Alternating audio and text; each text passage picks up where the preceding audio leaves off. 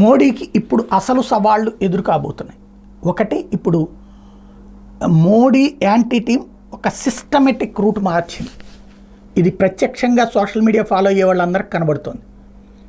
సైద్ధాంతిక అంశాల్లో మోడీని ఢీకొట్టగలిగిన వాళ్ళు లేరు.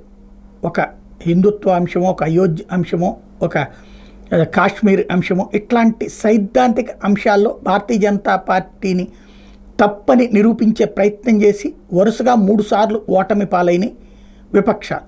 కాబట్టి ఇప్పుడు రూటు మార్చారు, సరైన రూట్లోకి వచ్చారు. తప్పని నేను చెప్పను, ప్రజాస్వామ్యంలో ఇది అవసరం కూడా. ఏంటది అంటే స్థానిక అంశాలు, ప్రజల అంశాలు పట్టుకుంటున్నారు. ఒకటి, ఫర్ ఎగ్జాంపుల్ నీట్. ఇందులో ఖచ్చితంగా మోడీ ప్రభుత్వ వైఫల్యమే అవుతుంది, ఎందుకంటే ప్రభుత్వమే నిర్వహిస్తుంది కాబట్టి. కానీ నిర్వహణ బాధ్యతలు రాష్ట్రాలకు అప్పచెప్పింది. ఆ రాష్ట్రాలు చేసిన తప్పైనా సరే మోడీకే తగులుతుంది. ఇది ఆ పిల్లల తల్లిదండ్రులు ఇప్పుడు బీహార్లోనో ఢిల్లీలోనో జరిగింది అంటే వాళ్ళ గురించి తిట్టుకుంటారు, బట్ ప్రభుత్వం నిర్వహణ చేత కాలేదన్నటువంటి మాటే వస్తుంది. ఇది ఒకవైపు జనంలోకి జాగ్రత్తగా తీసుకెళ్తుంది. తప్పని కూడా నేను చెప్పను, అది కరెక్టే. దానికి ఏంటి ఆన్సర్? అది మోడీ సర్కార్ ఇప్పుడు సమాధానం చెప్పుకోవాల్సినటువంటి అంశం, పరిష్కారం. ఎందుకంటే దీన్ని అడ్డుపెట్టుకుని కార్పొరేట్ వ్యవస్థలు, అనేక రాష్ట్రాలకు సంబంధించినటువంటి రాజకీయ పక్షాలు నీట్ తీసేపించాలని కోరుకుంటున్నారు. నీట్ వలన పిల్లలకి మంచి లైఫ్ దొరికింది. ఎందుకని? ఇదివరకు ఎక్కడికక్కడ ఎంసెట్లు రాయాలి, కర్ణాటక సెట్ అని, లేకపోతే తమిళనాడు సెట్ అని, ఇట్లాగా వాటిట్లో ఈ నాన్ లోకల్ కోటాలో తీసుకోవాలి. అట్లాంటిది ఇప్పుడు నీట్ వచ్చిన తర్వాత దేశవ్యాప్తంగా ఒక్క పరీక్ష రాస్తే ఎక్కడ సీటు అన్నటువంటి కాన్సెప్ట్ కుదిరింది. ఇది విద్యార్థులకి మంచిది, అది పొందినటువంటి వాళ్ళకి హ్యాపీ.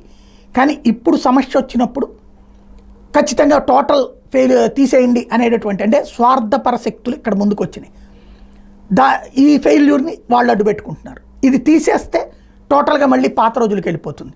తీయకపోతే పరిష్కారం ఏంటి అన్నటువంటి చూపించాలి. ఇది మోడీ సర్కార్ ముందన్న ఓ ప్రధానమైనటువంటి అంశం. అట్లాగే ఈ నిర్మాణాలు, దశాబ్దాల క్రితం జరిగినటువంటి నిర్మాణాల్లో బోలెడు లోపాలు ఉన్నాయి అన్నటువంటిది ఇప్పుడు కూలినటువంటి వంతెనలు, లేకపోతే కూలినటువంటి ఈ పైకప్పులు తేలుస్తున్నాయి. అయితే అవి మోడీ కట్టించాడంటే అంతకుముందు కాంగ్రెస్ టైంలో కట్టించింది అంటారు. కానీ మోడీ సర్కార్ ఇప్పుడు ఆ కట్టించిన వాళ్ళని జైల్లో పెట్టలేదు, ఎందుకంటే కట్టేసి ఇచ్చేస్తారు. దాంట్లో ఇకపైన తేలాల్సింది ఏంటంటే కట్టిన తర్వాత ఎంతకాలం దానికి సెక్యూరిటీ అని ఇస్తారో, ఎంతకాలం అంటారో అంతకాలం వాళ్లే జవాబుదారీ అనే చట్టం తీసుకురావాలి. లేకపోతే కనుక ఇప్పుడు కట్టినోడు వెళ్ళిపోయాడు, మెయింటైన్ చేసేటటువంటి వాడు ఇప్పుడు ఉంటాడు. వీళ్ళిద్దరిలో ఎవరిది లోపం అంటే కోర్టులు ఎవరిది కాదంటే, అదే సందర్భంలో ప్రభుత్వానికి మచ్చ వస్తుంది. ఇవి ఎలా పరిష్కరించాలి అంటే ఇవేంటంటే గ్రౌండ్ లెవెల్ సమస్యలు. వీటి పరిష్కారం అన్నటువంటి చాలా కీలకమైనటువంటి అంశం. రాబోయే రోజుల్లో పెద్ద చర్చ జరుగుతుంది. ఎగనెస్ట్గా పబ్లిక్ ఒపీనియన్ మౌల్డ్ కావడానికి దీన్ని చక్కగా వాడుకుంటున్నారు. ఆ వాడుకోవడం తప్పని నేను చెప్పను. దానికి పరిష్కారం ఏంటన్నది మోడీ సమాధానం చూపించాల్సిన బాధ్యత ఉంది.